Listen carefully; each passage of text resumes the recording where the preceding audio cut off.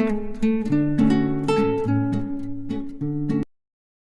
दोस्तों, तो कैसे हैं आप सब। आशा करता हूं आप सब कोई खुश हैं और कुशल मंगल हैं। स्वागत है आप सभी कोई का मेरे इस चैनल पे और मेरे इस वीडियो पे। हमेशा की तरह इस बार भी एक नया इन्फॉर्मेटिव वीडियो आप सभी कोई के लिए। तो चलिए शुरू करते हैं। आज का विषय ये है कि हम बात करेंगे एक होटल में रूम कैसे बुक किया जाता है। होटल में रूम बुक करने के दो तरीके हैं। एक, आप ऑनलाइन बुक करिए। दूसरा, आप ऑफलाइन बुक करिए। मैं आपको समझाता हूँ ऑनलाइन और ऑफलाइन का डिफरेंस क्या है। ऑनलाइन रूम बुकिंग का मतलब है आप पहला होटल के वेबसाइट पे जाएंगे। जिस किसी होटल में आपको अपनी रूम बुकिंग करनी है, पहले वहाँ पे जाके आप चेक इन चेकआउट डेट्स और आपका प्रेफरेंसेस डाल के आप रेट चेक कर सकते हैं, रूम बुक कर सकते हैं। सेकेंडली, ऑनलाइन का और एक तरीका है जहां आप make my trip, booking.com, Agoda, hotel beds, ऐसे कई सारी आपकी वेबसाइट्स हैं जहां आप जाके अपने होटल के रूम बुक कर सकते हैं। सेकेंड ऑप्शन है ऑफलाइन। ऑफलाइन का मतलब है कि आप कोई होटल कॉल करते हैं ऑपरेटर को और चेक करते हैं कि सेल्स टीम में अगर कोई है जो आपकी सहायता कर सकता है आपका रूम बुक करने में होटल में। तो इसमें जब आप कॉल करते हैं तो आपकी बात एक सेल्स टीम की कोई भी व्यक्ति से होती है जो आपको गाइड करता है कि चलिए 15 नवंबर चेक इन, 16 नवंबर चेकआउट, आपको एक रूम चाहिए और उसका कॉस्ट कोट कितना होगा। तो आप जब एक व्यक्ति से बात करते हैं और वो आपको बोलता है कि आपका एक दिन का चार्जेस इतना है इस होटल में और इंक्लूजन्स ये हैं। इंक्लूजन्स का मतलब वो आपके रूम रेट में क्या क्या चीज़ें आपको कॉम्प्लीमेंट्री मिलेंगी, जैसे ब्रेकफास्ट हो गया, वाईफाई हो गया, कोई कोई आपको वन मेजर मील भी देते हैं या लंच या डिनर, ये सारी चीज़ें। तो अभी डिफरेंस ऑनलाइन और ऑफलाइन में क्या है। ऑनलाइन में जब आप बुकिंग करते हैं आपको प्री पेमेंट करना पड़ता है अप हैंड। जैसे ही आप बुकिंग प्रोसेस किए और आपको अपना पेमेंट करना पड़ेगा और आपको कैंसिलेशन वहाँ पे दिखता है क्लियरली कि 48 आवर्स का कैंसिलेशन है। जब आप ऑनलाइन में बुकिंग किए और आप रूम बुक कर लिए और वेट कर रहे हैं कि आप चेक इन करेंगे, बट किसी कारणवश अगर आप चेक इन नहीं कर पाए और आपका कैंसलेशन क्लॉज का टाइम भी बीत गया है, तो आपका जो मनी, पैसे जिससे आप दे के अपना रूम बुक करवाए थे वो व्यर्थ गया। वो आपके पास रिफंड नहीं होगा, वो नॉन रिफंडेबल है और नॉन कैंसिलेबल है। चाहे वो आप एक नाइट के लिए बुक करें, एक हफ्ते के लिए बुक करें, तो ये आपका पैसा व्यर्थ गया। वही अगर आप ऑफलाइन में करते हैं, जिसका मतलब है आप कोई सेल्स व्यक्ति से बात करके अपना रूम बुकिंग करवा रहे हैं होटल पे। अगर किसी कारणवश आप, अगर जो डेट आपका था जैसे 15 नवंबर, आप चेक इन नहीं हो पाए और आप चेक इन हो रहे हैं 16 नवंबर या 17 नवंबर, कोई भी मेडिकल इमरजेंसी है, फ्लाइट मिस हो गया या किसी कारणवश जिस व्यक्ति से आप बात करके अपना होटल रूम बुक करवाए थे वो व्यक्ति 90% चांसेस है आपका रिक्वेस्ट अकोमोडेट करे और वो आपको उस नाइट का चार्ज ना करे। जो ऑनलाइन में 100% मैंडेटरी है वो चार्ज हो जाएगा आपको।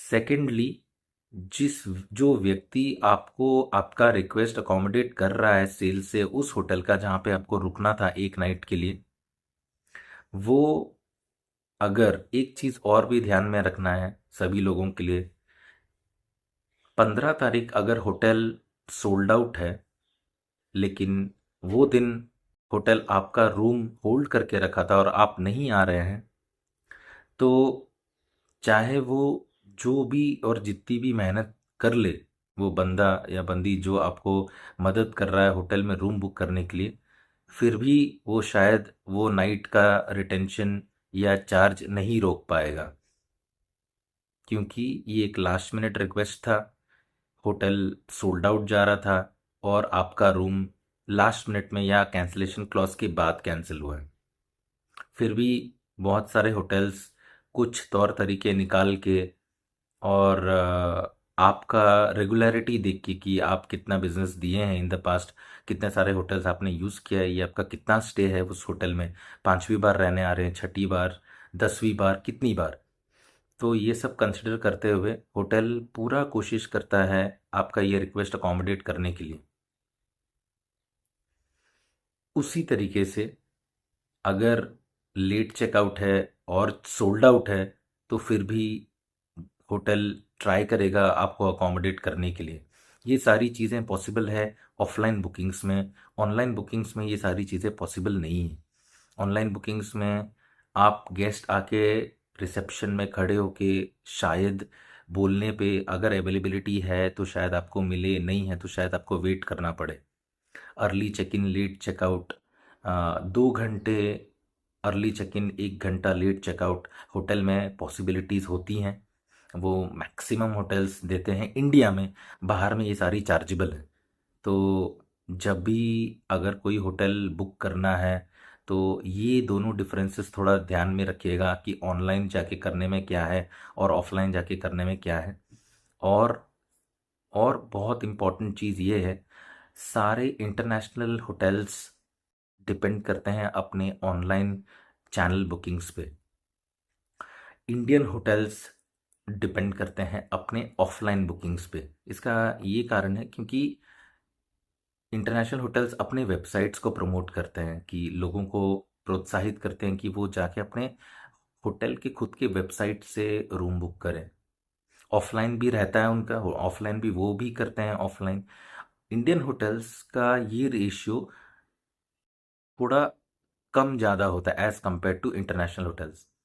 हमारा ऑफलाइन बुकिंग्स ज़्यादा होते हैं और ऑनलाइन थोड़ा कम as compare to international hotels.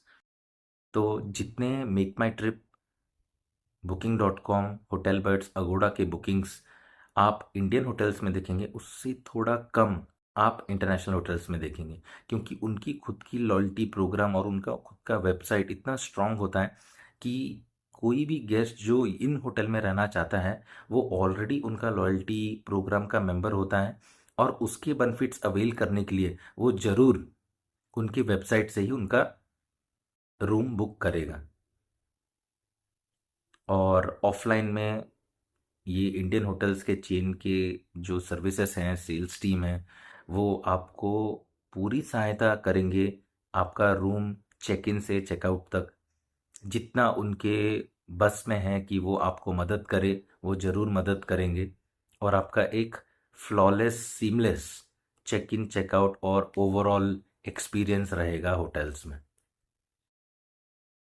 तो बहुत सारे लोगों का ये कन्फ्यूजन रहता है कि वो ऑनलाइन बुक कर लेते हैं होटल, फिर आते हैं सेल्स या होटल रीच करते हैं, बोलते हैं कि प्लीज़ हमारा रिफ़ंड दे दीजिए, हमने होटल बुक किया है बट हम नहीं आ पा रहे हैं, तो आपका होटल में वी हैव पेड मनी, तो हमारा रिफ़ंड आप कर दीजिए, क्योंकि वो नहीं कर रहे हैं Booking.com वाले। तो इस बेस पे होटल 90% मदद नहीं कर पाएगा, क्योंकि जो आपका रेट है वो कमीशन बेसिस रेट पे आपने रूम बुक किया था होटल पे, और वो रिफंड आपको वो कंपनी वाला करेगा ना कि होटल वाला करेगा।